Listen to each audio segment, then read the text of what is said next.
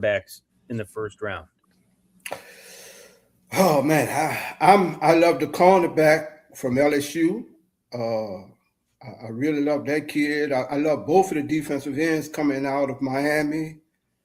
Uh, my sleeper pick in this draft, I don't know where he's going to fall, but it's the kid, the receiver from LSU, man. Uh, the kid, what's the kid? He played. Anderson? He played. No, not Anderson. He played at Zachary, man. Oh man, what's the kid name, bro? He actually dates Flage. What's the kid name, man? He fell in a doghouse with Brian Kelly, and Kelly just dogged him out, and he went into the senior board or whatever and looked good, bro. I gotta look him up. I can't help you. I don't know who it is, but I can't help him there either. I know who the top is: Makai Lemon, KC, Concepcion, Denzel Boston. Let me see. I'm gonna look it up for you, Coach. But while we're doing that, Coach, I'm sorry, Cowboy. Who are some players you're thinking about that are going to be the impact guys that are non-quarterback positions taken in the first round? And that's just it. That's what I'm looking for, these non-quarterback positions to take the headlines. Because normally you look for who's that top quarterback that's going to come in and lead a franchise possibly into the future. But this blue chip class now, man, is all about the defense now. There's two players that I look to stand out and that I'm looking forward to. Ruben Bain out of Miami Hurricanes. I'm kind of partial to him. He's on my favorite team. So I'm looking to see where he goes. He's considered to be one of the premier defensive prospects in this draft.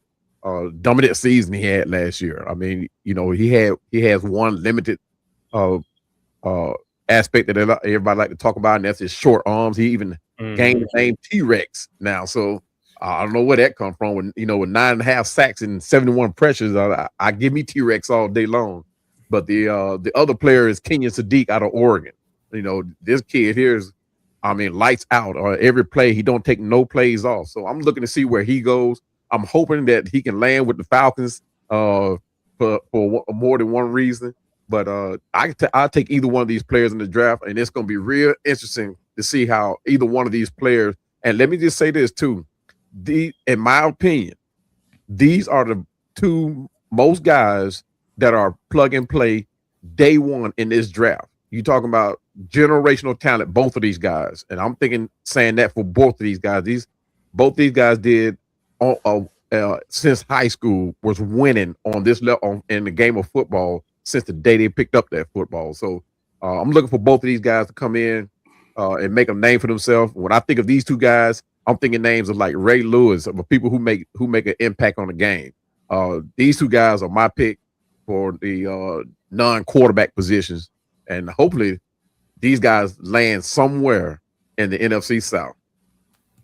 Chris Hilton was the kid, bro. Chris Hilton Jr. There we go. Okay. LSU. And I like what Cowboys said there, Dolph. I've heard it listening to Moving the Chains recently. Gold jacket material, like is what they call them. Yeah. I like that. Dolph, your top players heading into the draft. Caleb Downs. Yeah. Caleb Downs, Ruben Baines, Jeremiah Love. Yeah.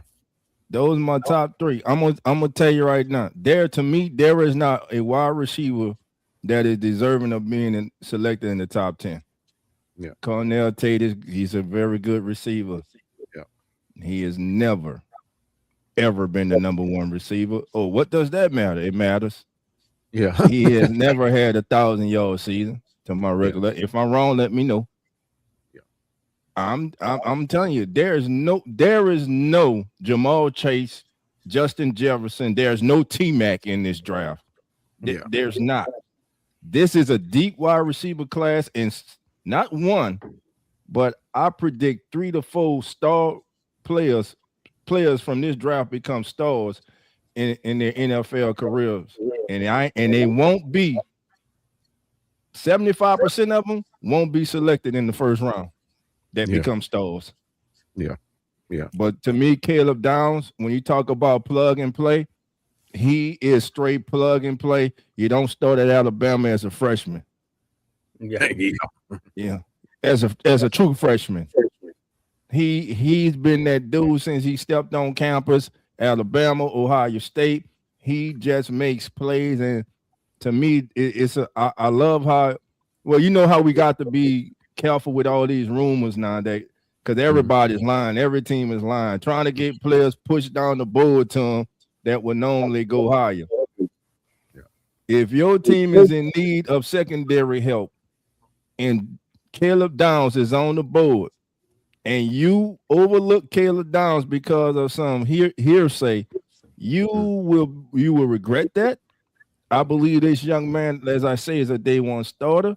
I believe if he stays healthy, I believe this young man does have the necessary traits to possibly be mentioned one day for that gold jacket. But yeah, Caleb Downs, Jeremiah Love, Ruben Baines, and I'm with Coach too. Ruben Baines, running mate at Miami. I think he's been highly underrated in this draft also. For sure. And yeah, I agree. One thing I look for players too that don't necessarily break the conversation, right? You're looking for players that have a huge upside for what you need in your system. You know, a lot of people like to go what's being talked about or who's being talked about in the big media. I don't like to do that. I actually like to look for those guys that we can steal in the draft, those guys that you don't talk about. These guys don't necessarily blow the roof off in the combine, but you know that they are great athletes. You watch them through the season do things that are already being done on the NFL level. You know what I mean? So I don't necessarily look for the guys that you know, break the rules, so to speak, or break the market when it comes to social media. But these guys here, you see them that don't take plays off. You see that they execute time and time again. When you look at their highlight reel, it's not just 30 minutes. You're looking at hours of tape on these guys. You know, they consistently put out good tape. And, you know, these guys that I look at, Arvell Reese, Jeremiah Love, like you said, Caleb Downs, Carnell Tate, these guys that don't necessarily let's say blow the roof off the combine. Those who I like to look at. Right. And I think it leads well into like maybe a topic we didn't discuss ahead of time, but we talked about enough. Caleb Downs, you just talked about Love out of the running back from Notre Dame. Coach, I ask you the question. Those are traditionally in the last 5 to 10 years positions that aren't drafted high, but they're very clearly two of the best players in the draft talent-wise. Do you see any sort of slide from them just because they're not in what most consider to be premier positions, or will their talent override that and they'll go where their talent says they should? I think it really depends on the team need, the situation and the team needs, and then you look at the talent. So with me, it depends on what my team need is at that pick, and then I'm going, you know, with the best talent for that need for my team. Dolphin, your thoughts? Like, do you think their positions are going to hurt them, or will they still get drafted where they should if they played a more premier position? Can you repeat the question so I can give a proper answer? We just talked about the Love, the running back from Notre Dame, Downs, a safety. Generally, two positions that aren't drafted really high the last 5 to 10 years, but they're clearly two of the best players in the draft.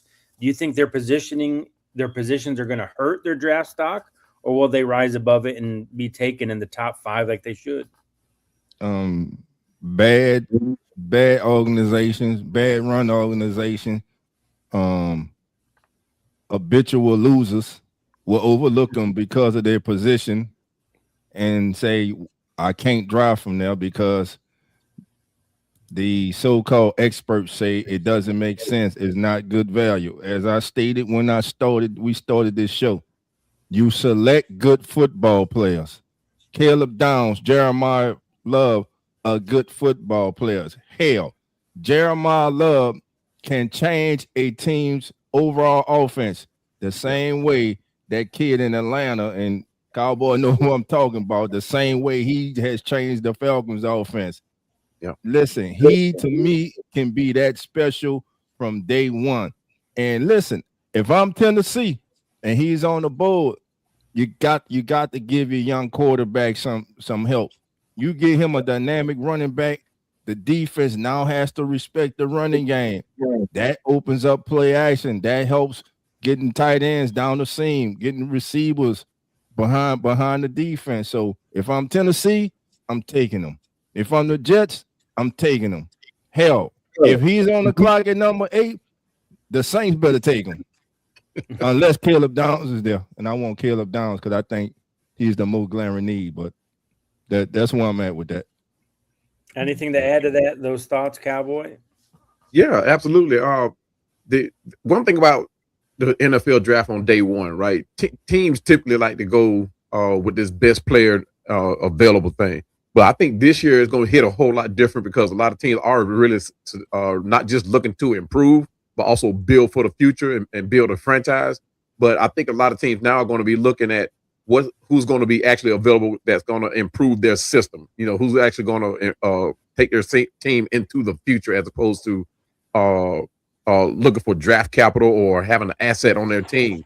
If any team falls on a player like Jeremiah Love, you talking about, I'm looking for like complete athletes, right? Not just somebody who can just run the ball. You talking about a complete athlete that can do something to your offense. Jeremiah Love is one of those players. He can run, catch, block. He do it all. So a team that's looking for a Jeremiah Love, they'll do themselves a disservice by not just not picking this guy, but not looking forward to what their team actually need, like Coach Brock was just talking about.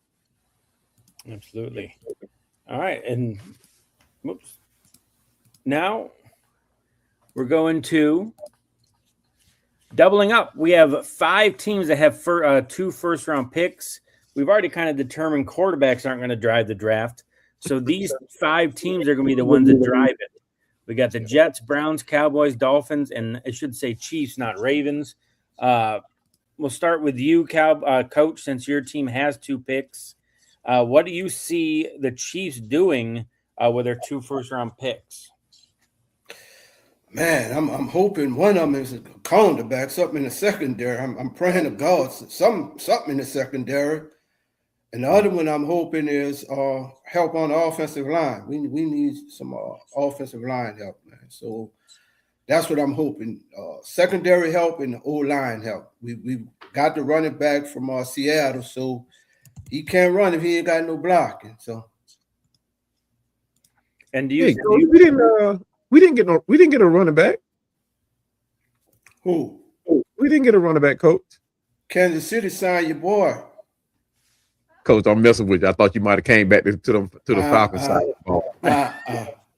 No, man, y'all so confused. Y'all got 2 half of quarterbacks, both of them left-handed. You got to put both of their bodies together to get a whole body. Y'all in trouble. You've never heard of the saying 2 lefts make a right? There we go. I hope you're right, because one up top ain't right, and the other one at the bottom ain't right.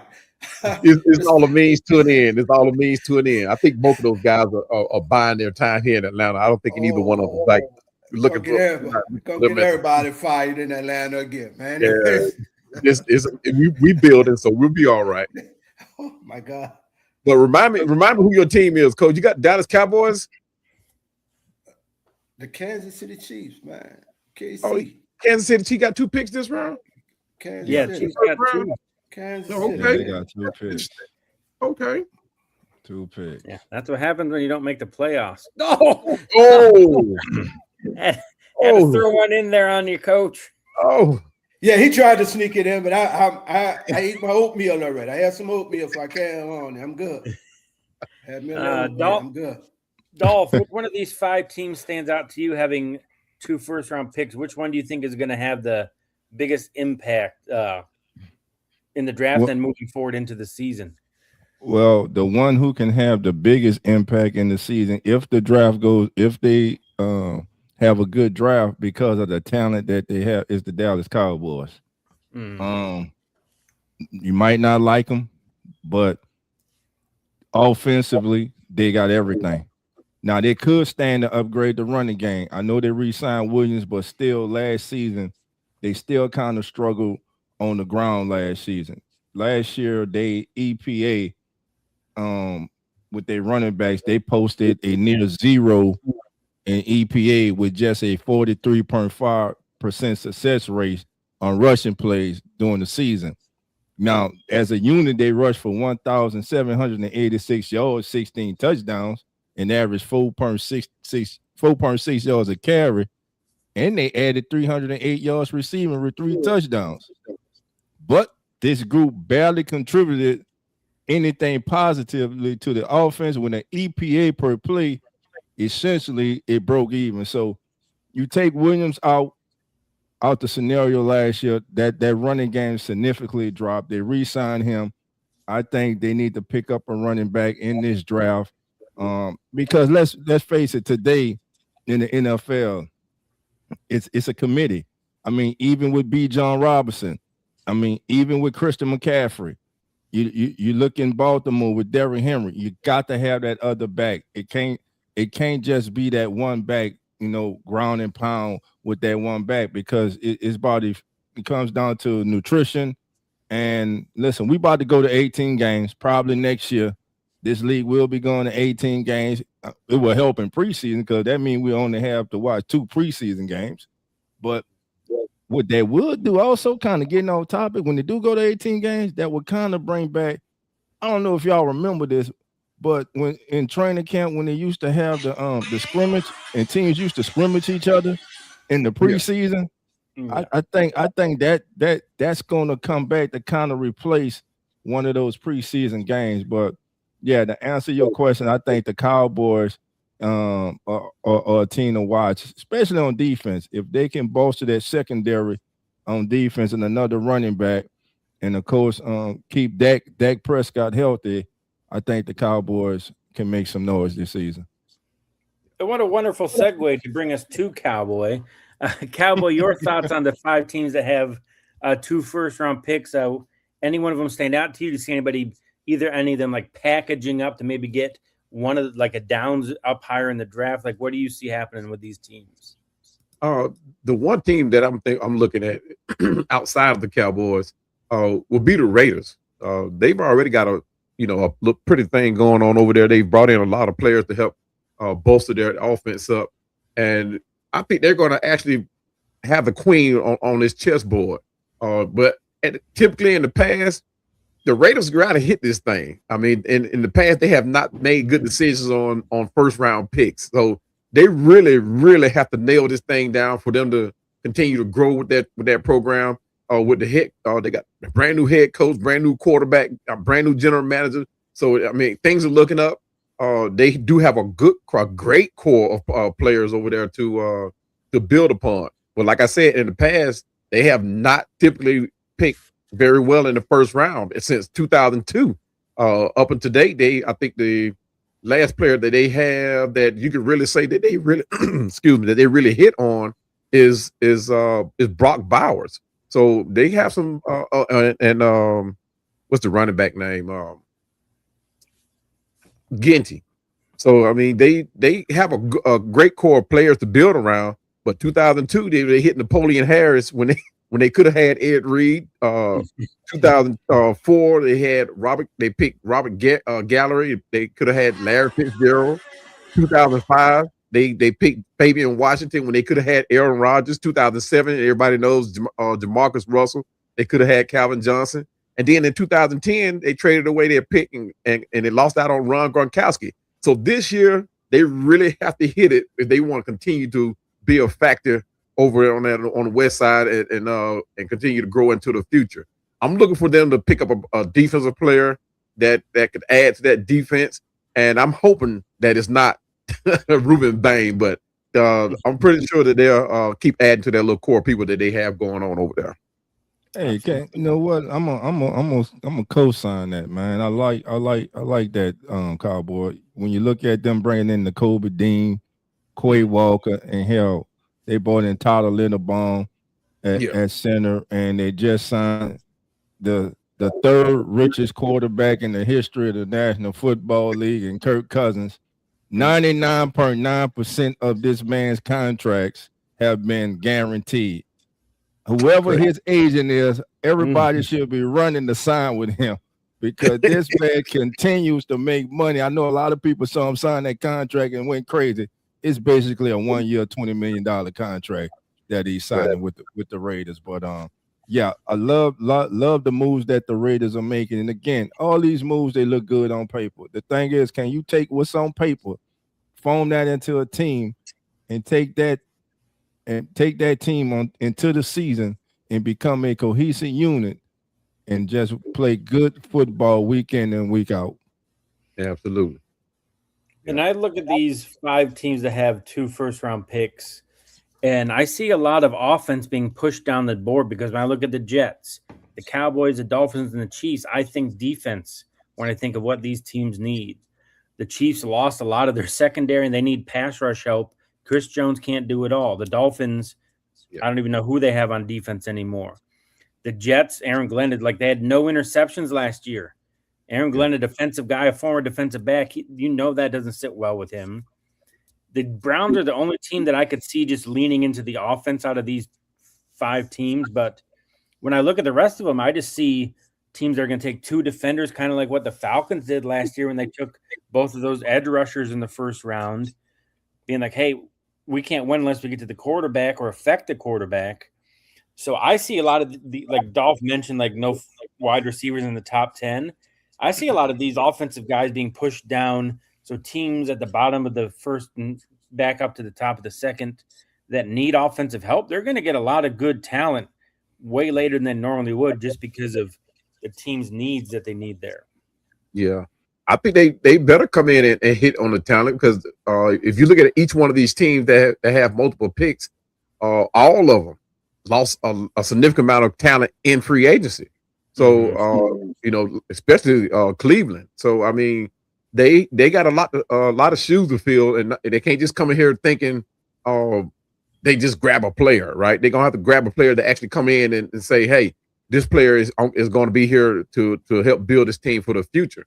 Because, like I said, a lot of these players that they lost, these are experienced players. These are players who actually contributed to them to their success and their system success. So they better come in and grab players that actually they can build around, having a huge upside and possibly be, day one players. Hey, fellas, we got a question from the chat from family member. Can y'all talk about Caden McDonald? All right. For those who don't know, Caden McDonald, he's listed. He's a 6'3", 326-pound defensive lineman from Ohio State. Ohio State. Yes, Ohio State. Some quick attributes about him. He is an elite gap control defender. He does have some pass rush. He uses a bull rush. Now the thing with him is when that initial bull rush is stopped, his motor kind of shuts down. So he's gonna have. That's what scouts want to see from him. They want to see consistent effort from him. When that initial move is stopped, go to something else. That's why you got to keep sharpening your tools, man. Areas of improvement. They say he tends to play too high, which causes issues with leverage, and also causes him to fail to hold his gap, and that would definitely be a problem in the NFL. And he also has blocking recognition. They say he sometimes struggles with recognizing blocks and gets into bad positions, requiring him to rely on athleticism to recover. They got him as a third round selection, but with first round upside if he improves his technique. His best fit, they feel, is a maybe a nose tackle or a tackle in a 3-4 defense. But that's the skinny on Caden McDonald. And he seems like he's all over the board. I know in moving the chains mock draft 2 weeks ago, they had him to the Bills in the first round because of the Bills' need at nose tackle, switching to a 3-4. And like you said, he's also fallen down because of those questions about him. So he's one of those intriguing, I think bottom of the first is good for him for a team that can take that swing on a boomer bust guy. He's not going to be Cowboy said that the top Jets aren't going to take him because they need to hit a home run. They can't take somebody who's not like fully there. But I would love him to the Bills at the bottom of round 1. We got Australia in the and house. when you talk about Caden, what's going on? Who that? Ian? Yeah, Ian that's from Ian. Australia. I think that's Ian. Oh, Hello, yeah, mates. Ian. Yeah, yeah, yeah. But when you talk about Caden, right? You talk about a player with a huge upside, right? One thing about Caden, he does plug that middle, and he is one of those players that is hard to move. He is that nose tackle. He is that defensive tackle. His thing is he does have a few things that he do need to work on, right? He's not the guy that's that consistently plays on play after play. He's one of these players you do have to scheme around. He's not a 4 down guy. So he's one of these players that with time, yes, I can see him being that guy that could play full time in that nose tackle position. All right. Now, Cowboy, you already talked about this. So leads us to our next topic, biggest surprises in round 1. Coach Rock, we'll start with you on this topic.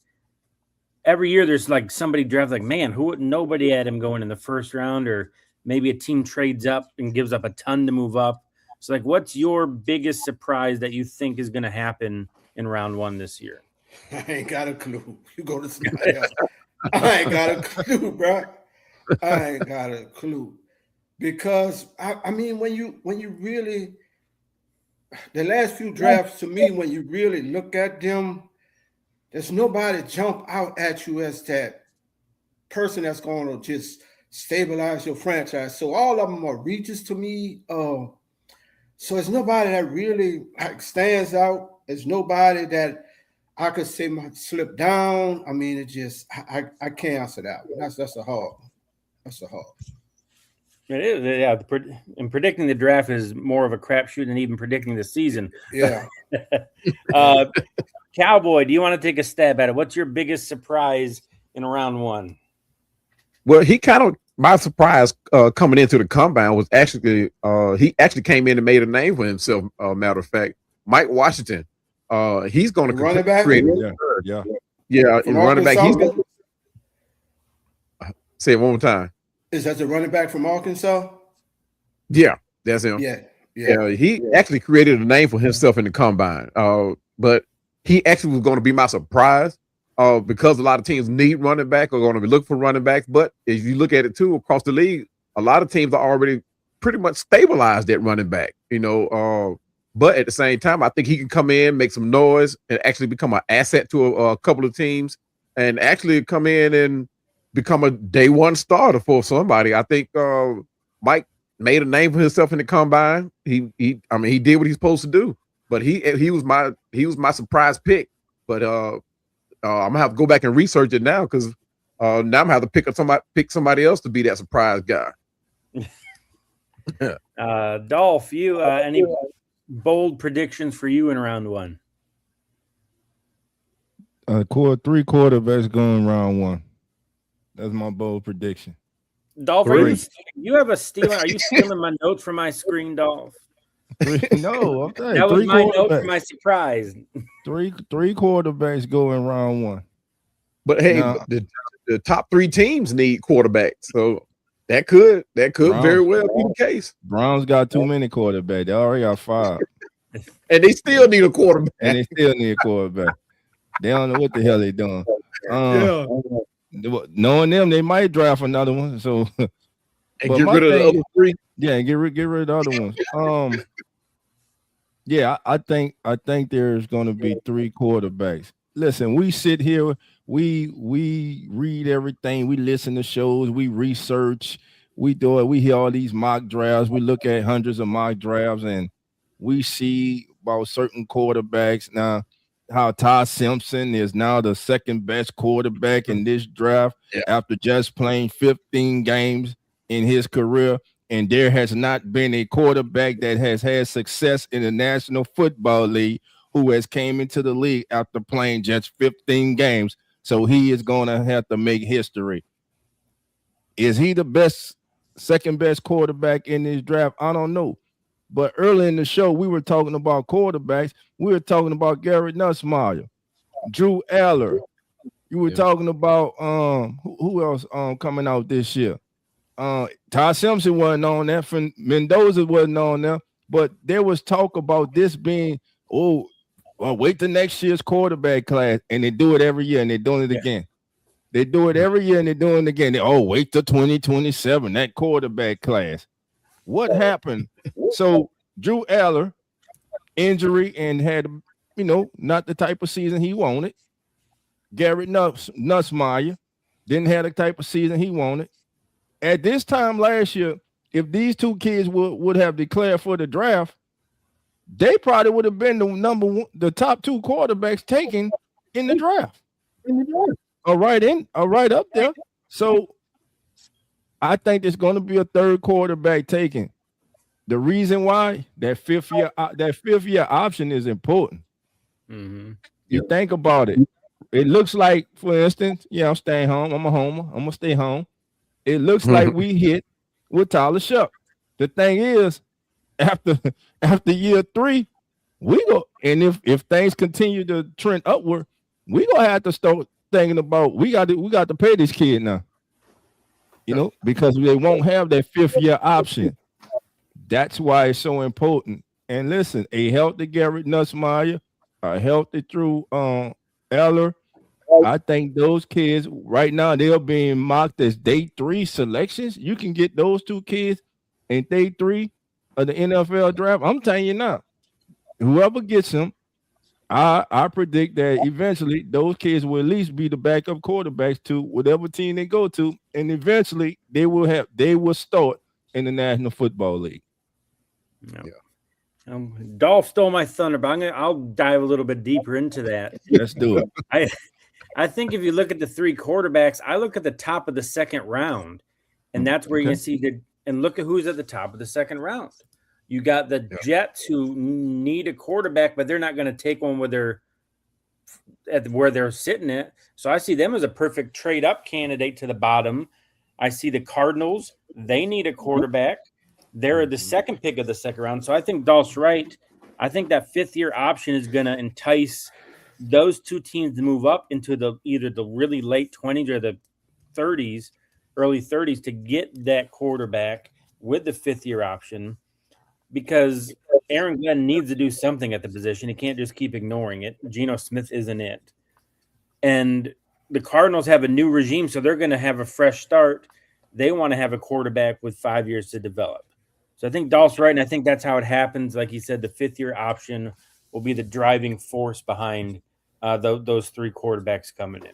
I have a question. I hear everybody talking about all these quarterbacks, but I think if this kid goes to the right program, he could be the sleeper quarterback. Dolph, I know you kind of been on that thing for us, the Senior Bowl and all. Taylor Green from Arkansas. I love that kid. I love thoughts on him. Taylor Green from an extremely athletic kid, needs development as a quarterback. Cannot be thrust into a situation where he has to see immediate time on the field. Like you say, if he goes to the right coach in the right system, Shanahan, I'm just telling you, get him with the right coach who's able to help him hone his mechanics. The sky's the limit as far as the athleticism, but there's more to playing quarterback than just being athletic. Being a great athlete, you got to have anticipation on throws. You have to be able to throw in the tight windows. You have to be able to throw receivers open. So, but that's a good call, Coach. I still think, Coach, he's a day 3 kid. I think maybe in the 5th round, no later than the 6th round. I think you hear his name called. Now there may be a team that has maybe a team that has an extra comp pick. They may want to select him in the 4th round, bring him in, and hey, you can have a package just for him. That way you can get him on the field and let him, of course, work with the scout team as the scout quarterback. That's how you get those reps. That's how you get the try throws that you wouldn't normally try in preseason games or regular season games. So yeah, that's a good comp. That's a good call there, coach. Very talented young man. I like still this kid has a really good really still has a lot of growing and development to do as a quarterback. Okay. Yeah. And that to me he would be a great quarterback for a team that needs somebody that won't play, right? Like going to like the Chiefs don't have a young quarterback. The Bills don't have a young quarterback. Taking him in the 5th round, sit behind established quarterback, learn from the best. Yeah. And then kind of do what they used to do, like what the Falcons did back in the day with Matt Schaub, right? They drafted him, developed him, and what did they do? They flipped him for some nice draft picks to the Texans after his rookie deal was up. So I don't know why teams stopped doing that. I think it was Belichick who said, I'm going to draft a quarterback every year. I'm going to try to develop him and trade him when he had Tom Brady. Yeah. Like that's a legit thing that seems like it went to the wayside, but I think a smart team, like Dolph said earlier, like smart organizations will see that with this kid from Arkansas, and they'll be like, that's going to be the guy we flip him in a few years for like a 2nd or 3rd round pick. Okay. Yeah. I actually think the kid gonna come in and surprise some people. I think he's gonna be more of just an asset to teams for the future. I mean, I actually think he can come in and actually compete. You know, I think a lot of people are sleeping on this kid because of Mendoza and Ty Simpson, but I think he's going to be he's a need for quite a few teams. And I don't mean just sitting there holding the clipboard. I don't mean just coming in and gaining reps in practice or you know, what'd you call him? What'd you call him again, Dolph? My goodness. Just a guy on the sideline. I actually think this kid can be developed. Like you said, in the right system, under the right coach, can be developed in a very short period of time too. This kid here has a strong arm. You talk about mechanics, right? And one thing when you look at a quarterback, you look at mechanics. You don't look at the especially coming out of college, you know, into another level at the pro level. You look at what he does right? And the things that can be done wrong, that he does, that he makes mistakes on, that's stuff that you can correct. But the stuff that you see that he does right, the mechanics, the footwork, that's stuff that you build on, the decision making, the game management. That's stuff that you really home in on and decide whether or not, hey, this kid can actually be an asset to the program. Yeah. Okay. And Dolph mentioned earlier, I'm going to talk a little bit of homerism here. I think Josh Allen ruined what teams can expect. What Josh has done, what he's turned himself into from what he was in college, has not been done in the history of the NFL. I was like, his completion percentage was horrific in college. And look at him now, he's up in the upper 60s, low 70s. But teams see that and be like, oh, we can do that. You can't draft for aberrations, for anomalies, right? And that's what happened with Anthony. Anthony Richardson was drafted because of Josh Allen. Right? So I think that's kind of affected how teams look at quarterbacks. Like, oh man, if we can just do this, what the Bills did with Josh Allen, that's just not so easy to do. Right. That brings me to Ty Simpson once again. Ty Simpson, better passer, not a better. I wouldn't say a better all-around athlete, but he's a better quarterback than Richardson was at this stage coming into the league. But at the same time, he only played 15 games, and he kind of came back down to earth toward the end of the season. And hell, they couldn't even score against Indiana. So I'm just saying. I mean, again, it's the history, and I have nothing that I know. But man, you are hating on the. I'm not hating. I'm telling you factual. There is no quarterback in the history of this league that has came in this league with just 15 collegiate starts. It's hard to play in the NFL. Yeah, players who have been NFL, college greats in the College Hall of Fame have not been able to have sustained and successful college NFL careers. Hell, look at the Saints head coach, Kellen Moore, most winningest quarterback in the history of college football. He couldn't even become a starter. It's hard to play quarterback in the National Football League, and you go do it with just 15 starts. Good luck. I'm telling you, what this reminds me of, and he was the number 2 overall pick, and I don't know why the hell the Saints signed him, but hey, Zach Wilson, I'm telling you, be careful. Be careful. So I just looking up quarterbacks with 15 or less starts. Just here's a list of a few: Anthony Richardson, Mitchell Trubisky, Dwayne Haskins, Mark Sanchez. Wow. Is that a list of quarterbacks you want to be grouped in with, Ty Simpson? We. And out that group, the most success you'll have to say was Sanchez. Yeah, I mean 2 AFC championship games, but we also had the butt fumble, and then we won't even talk. I mean, about that's not saying he can't do it. He just might be that unseen talent, y'all. It's hard. I mean, it's hard. It is hard. But the thing you forget too is quarterback smarts, right? Typically make good decisions, right? Because you looked at Matt Ryan during his college years at Boston, you knew he was a smart quarterback. Wasn't the very best athletic wise, but you knew he was a smart quarterback. He makes the right decision. Kind of question that, coming to his latter years here in Atlanta, but at the same time, early on, he was that guy that you say, okay, he has good football head on his shoulders. And a lot of teams look at quarterbacks for that. Right. Listen, good head on his shoulder. I'm not disagreeing with any of that, but there's nothing takes the place of experience, man. Yeah, Matt Ryan did have some experience. Being put in those critical situations, those third downs, those full downs, last play of the game, and it's 4th and 16. You got to make that big throw. You got to make the right read. You got to avoid the sack. You got to roll out. You got to keep the play alive. I mean, all that comes into. And let me say this: Todd Simpson's a hell of an athlete. He ain't no stiff back. He's a hell of an athlete. He's a good athlete. I think he's underrated as an athlete.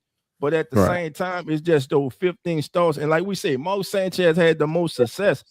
But you go back, them Jets teams won because of defense and despite of him. He was protected. He was protected. Let me plug in this too, guys. That nobody talks about in college football. With this new NIL stuff and these kids jumping different colleges, let's just use my boy from Atlanta and Dolph. I might start off under Dolph as a quarterback and be getting great leadership and getting taught very well, learning my progressions, how to read, how to do my drops and my steps. Yeah. And then somebody get in my ear, agent get in my ear and say, hey, man, let's go somewhere else for some money. I might wind up with my boy in Atlanta and teach me all the wrong shit, and I just ran for the money. So now I come from a system where I was learning really good to now I'm in a system where shit, I don't know what the hell. I'm caught up in 2 situations. And a lot of times these kids don't get all that together. And it's just so much because nobody's standing to be taught in the right system. It's just, where's the next NIL deal coming from? Where's my next big money coming from? And they're not hanging around sometimes with the right coaches, man. Yeah. Right. So, Coach, go ahead, dog. Yeah, Coach, I'm glad you said that. Guys, I don't know if you were aware, but our president has signed an executive order imposing new NIL and transfer rules in college sports. Wow. So here's the new rules. Here it is. A 5-year participation window for athletes who play 5 seasons, 5 for 5. That's it. You won't be able to petition for a 6 and 7 year. You won't be a professional in college. Next down, crack down on fraudulent NIL schemes defined as payments above fair market value tied to athletic performance, particularly through booster collectives. Okay, that's that. NCAA directed to implement rules by August 1st of this year under threat of schools risking federal funding if non-compliant. I'm gonna say that again. Schools risk federal funding if not compliant with the new rule. Increase funding mandates for women's and Olympic sports with protection against diverting resources from non-revenue programs. In other words, you can't just give the money to Ohio State football team. The money has to be spread to women's sports and Olympic sports, track and field. Now, some may have a problem with this. Me personally, there are a few tweaks I make, but only being able to transfer once. This past season, if I'm not, and I forgive me if I'm wrong, but I believe that there at one time I heard that it was over 2,000 players in the transfer portal. And where the hell all them going? And where the hell were I love this rule. You can transfer one time. So when you transfer, you better make sure you transfer to where you want to be. Ain't gonna be this because we got kids now who done transferred the last 3 years. Everywhere. They play here this year, they there next year, junior year, they here, their senior year, they there. Put an end to that. Listen, I agree. I like where it's going. I see where it's going. I like that it's saying money to be distributed, NIL money to other sports besides football. So that's just something I wanted to bring up in case our audience and the panel wasn't aware of it. But yeah, I believe it passed yesterday. But it was announced on the 3rd, April the 3rd. You really got to do your due diligence as an NFL coach and a scout, man, to go back and look at as much tape on these kids because they're moving so much, man. Absolutely. And like I say, the whole thing is now with the kid, they don't want to compete. They come in and other kids better, they're running off because somebody else, hey, you could get more money over here, or you could go there. And running that ain't always the best thing for you, man. You know what I'm saying? Just running for the money ain't the best situation for you all the time. And that's what they're doing, though. And you don't really know what you're doing until you do your due diligence to see, like, really, what is this kid about? Like, from the play to the attitude to the work to the grind, the whole thing about him, I gotta know, man, because I don't want a kid to come in here with a shitty attitude and because you don't start now, you putting your head in your ass and you feeling some kind of way because you did it in college. You know what I'm saying? You ran from this place to that place just because you felt you should have started when the coach said, hey, you just got to put a little more work in. Hey, you just got to clean this part of you. I mean, you just running to somebody getting your in. All these coaches come and say, hey, what they offering you? $1 million, I give you $2 million. Money ain't always the best situation or the best thing for you, man. All money is not good money, as they say. Yeah, so truly. As an NFL owner and the scouts, you really got to do your due diligence on these kids and really go back and look at them from top to bottom, man, overall of the character, the player, the person that I'm getting. Yeah, and you hit the nail on the head, Coach. When you said that a lot of these players do themselves justice when they only look at the money, as opposed to looking at how they are actually developing and learning. Right, they running from a situation where they're actually learning.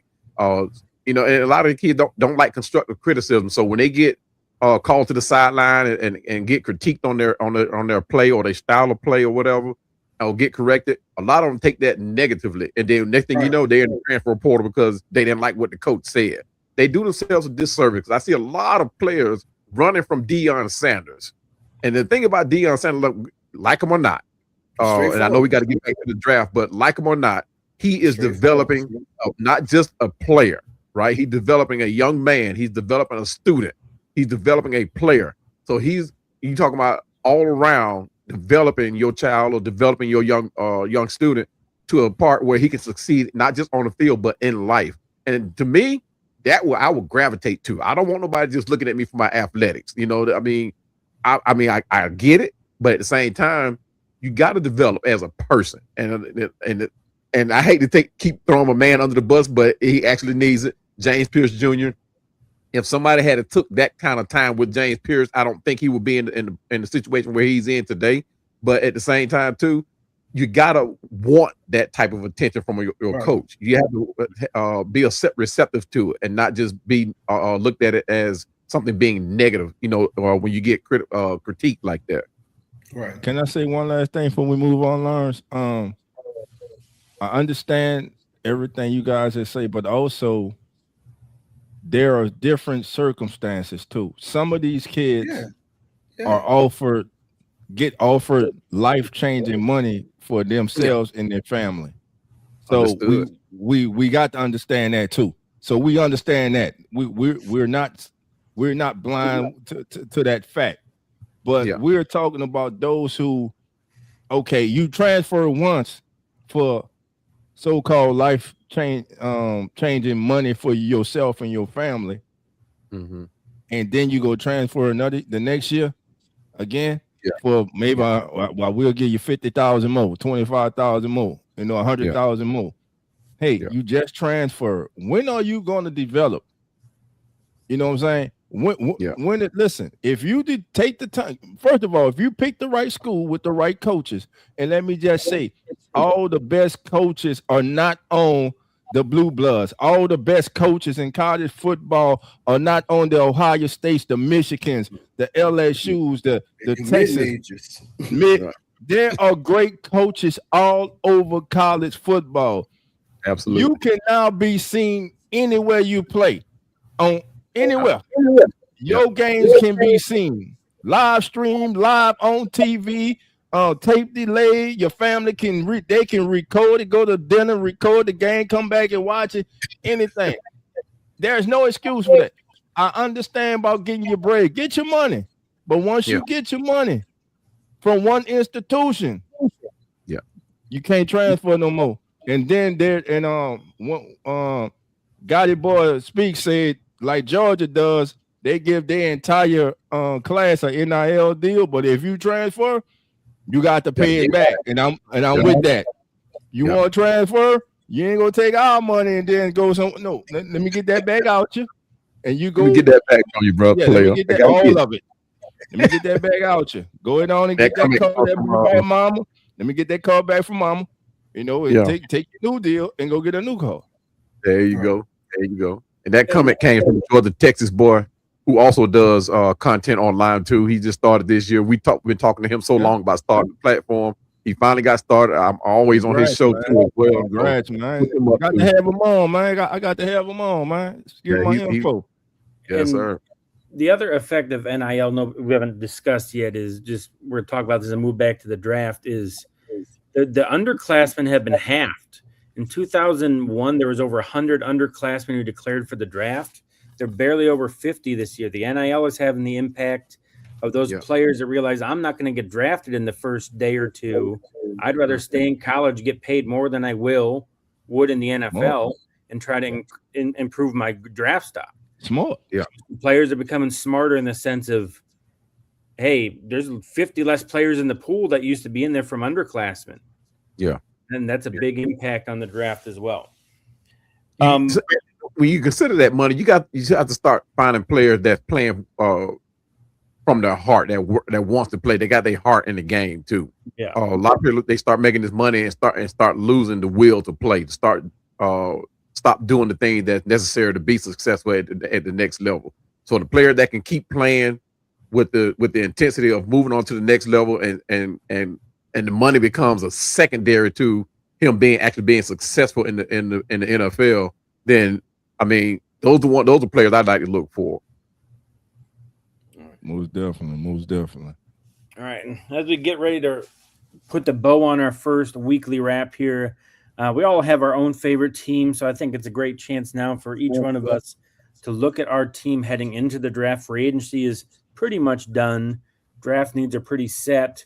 So we're going to go around the table. Everyone will discuss their favorite, the team they root for and what they think they need. So Coach Rock, we'll start with you. What do you see the Chiefs needing heading into the draft? Mine's simple. A whole lot of prayers. Whole lot of prayers. It's plain and simple with us. We hoping our quarterback will be back day one. If not, I mean, who comes behind him? We receiver, line help, secondary. I mean, there's a whole lot of prayers and a whole lot of wishful thinking, man. We don't have enough time for me to go into that, but just pray for us, man. We get right. Next person.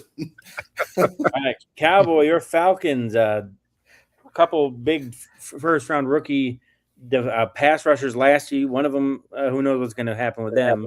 So does that change how you think what's going to happen for your Falcons? Well, we lost a little bit more than that pass rusher for the next season, or possibly the season after that as well. But Ian Cunningham, who's probably one of the smartest, if not the smartest, GM in the NFL right now.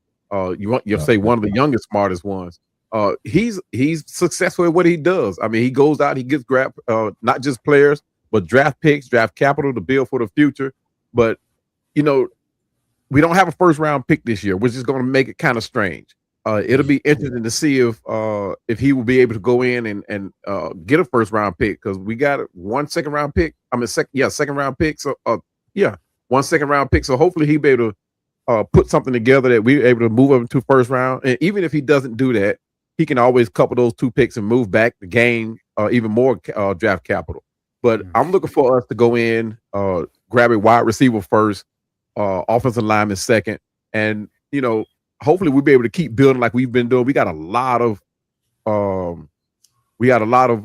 first year players, free agent players that can come in and actually be a solid piece and actually compete for a starting job for the 2027 season. And that's what I'm looking forward to, because he's found a lot of guys that's very good at what they do. But this year we lost our first pick to the Rams. We're looking forward to see if Michael Penix can come back and actually be a starter for this young team, because I like the young guy, but truthfully, him and Tua, these two right here, I think they're going to actually be competing. People are saying Tua's going to start, people are saying Penix is going to start, but my opinion, both of these guys are on borrowed time. So whoever wins this competition out is going to be quarterback number 2 for the 2027 season.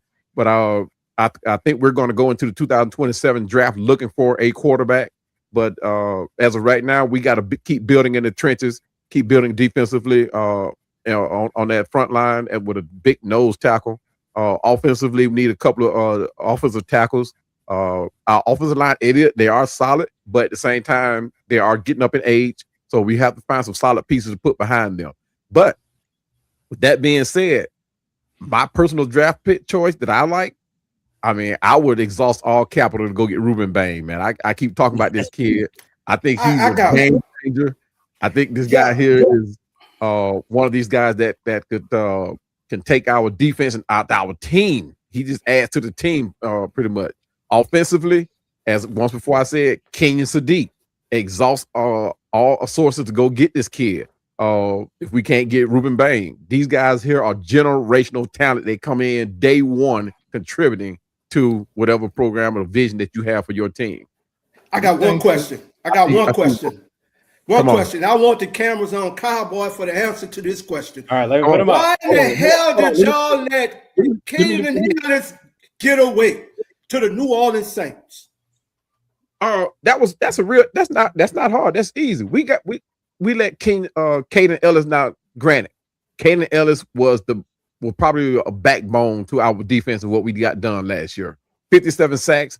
I don't remember the number that he had, but I think he had 5. But it's real simple, guys. It's building toward the future. It's Ian Cunningham way of getting control of this cap that we're under. You see what we did with Kirk Cousins. He's trying to get us up under that. And the way he did it is all these players that are in here that are that has age on them, that has these multi-year deals, double-figure multi-year deals. These are guys that are becoming expendable on our team right now. And for what he did, I guess he's figuring that he can go in and get 1 or 2 players that can play for not even half of what Caden Ellis did and still give us the same production. Now, granted, it's one of those moves that you got. It's like the draft. You don't know what you're getting, right? But at the same time, he said himself, bringing in 1 player, you just don't replace a Caden Ellis with just 1 player. You got to do it with 2, and he's done it with 3 players. So Ian Cunningham has done his job, guys.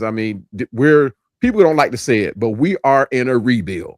People don't like to say that, but we are in a rebuild. When you fire a general manager, a head coach, and the head coaching staff, you are rebuilding because the general manager is going to come in and scrap whatever the previous regime did to put his own stink on the program, put his own foot on it, put his own mark there. And Ian Cunningham, a lot of people don't realize what he did since his time in the NFL as a general manager. When he did it in Philadelphia, he rebuilt that program in a matter of a couple of years. It didn't take 4 or 5 years like most programs do. And see, the reason I'm not doing a schedule prediction or record prediction this year is because when you fire, like I said, when you fire a general manager, you fire the head coach and all of his staff, there have only been 4 teams in the history of the NFL that were able to come back and actually compete in the playoffs. There's only been 4. So I would like to say the Falcons will be number 5, but at the same time, I'm being realistic about it. And people know how I do. I keep it real. I'm not looking for us to go out and make the playoff next year. It would be nice for us to do it, but I'm not looking for it. I can talk it up, but me, okay, I can't let you continue with that. You are in an infinitely winnable division that the Buccaneers have gotten worse. Yeah. The Panthers are still counting on Bryce Young, so that's awful. How can you not have a hope of making the playoffs next year? In that division, you have an easy path to the playoffs. You're 500. You got a chance to do it. I'm not saying we won't. But you look at, excuse me, when you look at these players that we have now, there's no chemistry there as far as the team as a whole playing together. We have a lot of new pieces in here. We got 2 quarterbacks, and Coach hit on it earlier. One good at the top, bad at the bottom. The other one bad at the bottom, good at the top. We got 2 to make them 1. But Tua gives us that hope. He gives us that hope. Playing against the NFC, Tua was at 69%. Last year he was 88% against the NFC. And those are games that count. But he gives up that hope. But we got to see how Kevin Stefanski, who I'm kind of still sideways on, not particularly, real trustworthy on. We got to see how he implements this thing. We got to see how he implements his system and his team and this culture that's not really real receptive of him. So I'm going to refrain from, giving him my blessings, so to speak, and to see how he puts his system together. But we do have the pieces offensively. We do have it. Boy, them Falcon fans, it is Resurrection Sunday, though, bro. It is Resurrection Sunday, baby. It is Resurrection Sunday. Lord bless him. Hey, but I do know one thing, though. We're going to sweep them Saints. And Dolph, so that leads great into you. Your Saints. You just listen, I was being good. I was gonna be good, but since you want to throw shots, let me first. Hey, you know the old saying: if you got 2 quarterbacks, you ain't got what? You ain't got one. So they ain't got none. They got 2. They got 2 handicapped quarterbacks over there. They got 2 left-hand Johnnies over there. But the reason he is not giving a record prediction this year, because I kind of finally got through to him. Me and Coach kind of finally got through to him. He tired of being wrong. He pick him every year. He pick him every year to win 10, 11 games and win the division, and they always fall short of his record prediction. And listen, for all my Falcon fans out there, follow my brother Cowboy, because he does a great job on Atlanta Falcons Fandemic. That man will have you eating out the palm of his hands with the sincerity and the vigor that he explains to you. Y'all just heard him explaining to us about the new GM and how the new GM rebuilt the Eagles. Not Howie, but the new Falcons GM is actually the one who rebuilt the Eagles. So I'm telling you, look, you got the right man. They'll follow Atlanta Falcons Fandemic. Now let's talk about my Saints. And yes, they swept us last season. Let me see. Am I worried about that? Nah, because I guarantee you won't sweep us this year. I tell you that. Listen, we were in the rebuild. We were 6-11, and we still only finished 2 games out of first place in the NFC South. So long as you are correct, it is a winnable division. And for Panther Nation, congratulations on making the playoffs with an 8-9 record. Hell, you damn near beat the Rams in week 1. I got to give you a props for that. But please, man, come on, man. The NFC South football just has to get better than the NFC South. So absolutely, talking about my New Orleans Saints, man, it looks like we have found our young quarterback, to lead us into the future in Tyler Shuck. Hell, he surprised everyone, including his head coach. Now, he didn't surprise me. The best thing that happened for Tyler Shuck was him not starting last season. Him going to that practice squad and being able to develop. That was the best thing that happened to him. The New Orleans Saints just on 9 games. Now listen, there was great skepticism. There are now people who are on board with Tyler Shuck, part of Who That Nation, and a lot of you ain't here right now looking, but you were bitching and crying and moaning when the Saints selected him, number 40 last year. A lot of you were talking about Jackson Dart or somebody else, whoever.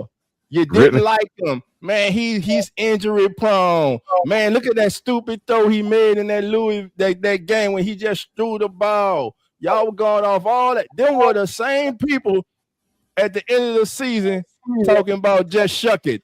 Man, shut the hell up with your fake asses. I'm talking to the real Who That Nation. Y'all know how I do. This how we do it. Listen, 2026, New Orleans Saints will win the NFC South. I ain't gonna make no record prediction right now, because hell, I don't know. But we may be doing it with a new cast of characters. DeMario Davis leaves.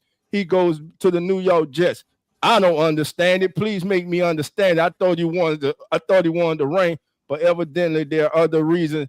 Maybe the Lord called him back to go to the Jets. I don't know. Cam Jordan is still a free agent, and there's no way in hell he'll ever put on that ugly ass black and red. So y'all can forget that. That ain't gonna happen. That damn sure ain't gonna happen. Now, here's the elephant in the room. The Saints reworked Alvin Kamara's contract with a kind of clause that's barely used in the National Football League, which dropped his salary cap hit down to, I believe, like $10.5 million. The thing is, right now, we're in limbo because even though he's under contract, the Saints have yet to fully commit to him being on this team. Now, last week at the owners meeting, the Pro Football Talk, they sat down with Kellen Moore and they asked him about Alvin Kamara, and he said, "Hey, he's on the roster." And Kellen Moore's favorite word for all you Saints fans and everybody who don't know is, you ask him about a player, and he's gonna, what's his favorite word? Well, we love Alvin. We love Cam. That's his favorite word. They love it. Well, if you love him, give him the damn money. Now, but I think with Alvin, it's like this. I think it's going to come down to him taking a pay cut, and it's going to come down what happens in the draft. For instance, if Jeremiah Love falls, and somehow, some way, the Saints select Jeremiah Love, I believe the Saints go to Alvin. Is, hey, take a pay cut, or Alvin Kamara retires from the National Football League, because I guess got to take the young man at his word. He said he would rather retire than go play for any other team in the National Football League. Which, by the way, if that happens to me, that would be messed up in this scenario. Alvin Kamara and Cam Jordan, to me, they deserve the right to retire as New Orleans Saints. They deserve the same right as Drew Brees had. Yes, Drew Brees led us to a Super Bowl, but I'm going to keep telling y'all, Drew Brees didn't win that Super Bowl. Y'all keep forget Tracy Porter won that Super Bowl. Tracy Porter won that NFC Championship game. Yes, Drew Brees had a whole lot to do with us being there, but let's not get it twisted. If Tracy Porter doesn't pick that ball off, we might not win that Super Bowl. If he damn sure doesn't get that intercept in the NFC Championship game, we don't get an opportunity to go to the Super Bowl. But I'm saying this: the same way Drew Brees was allowed to stay and retire New Orleans Saints, it's the same damn reason the all-time rusher in the history of the New Orleans Saints deserves and should retire a member of the New Orleans Saints. That is my spiel, and this is the weekly wrap, baby. No, That's it. You get a little emotional on that thing. I tell you. See, next week, Dolph, I'm gonna make sure I let you go last. I don't even want to follow that up. Oh my God! I apologize to everybody. Dolph always brings. We got on those bills. We got on those bills, Lawrence. Let's hear what them bills got. No, the Bills got a lot of bad. The Bills got a lot of bad. I'll tell you. First of all, I'm not happy they traded a second-round pick for DJ Moore, a receiver that probably would have been cut to begin with. Especially when you look and see what the Steelers gave up for Michael Pittman, a younger receiver. They gave up, I think, a 7th-round pick. We gave up a second. And DJ Moore has had 2 years of down productivity. So we'll see what happens there. Brandon Beane, I think, is a problem, not Sean McDermott. And Dolph knows how much I hate Sean McDermott. I've wanted him fired for years, but he's not the one handing out awful contracts to players who are average at best. And we pay them like they're superstars. Dawson Knox being one of the top 10 paid tight ends in the league is a joke. But the Bills they switched defensive schemes a year after spending almost all their draft capital on defense.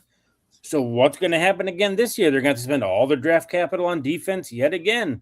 And players that were drafted to fit one scheme are going to have to try to fit a square peg into a round hole. Landon Jackson's awful. TJ Sanders was drafted to be a 4-3 defensive tackle. He's going to have to play somewhere along the front on a 3-4. So I have no idea what's going on. I wouldn't be surprised if the Bills had a Chiefs-like year where we just fall off. We just face plant after so many years, kind of like the Chiefs did last year.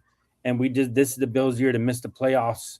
And I think that it kind of needs to be that way to be a kind of a reset for them. Joe Brady is not the answer. His offense was stale. The passing game was horrific. Players that came to him had their worst statistical seasons as receivers. Amari Cooper hated it so much he retired after a year with them. He didn't even want to play no more. Stephon Diggs when Brady became in charge, he wanted out because he saw what was going to happen. Khalil Shakir became a screen guy when he was an awesome downfield threat. So yes, the running game is great, but I don't think Joe Brady can develop a passing attack. So I don't have much hope for the Bills, but Dolph, I'm not even going to try to follow what you did. Next week, you're closing out the show. But we want to thank everyone for joining us on the first edition of the Weekly Wrap. As it sounds, this will be the bow tie on every Sunday night. Somebody will be here doing the show every Sunday.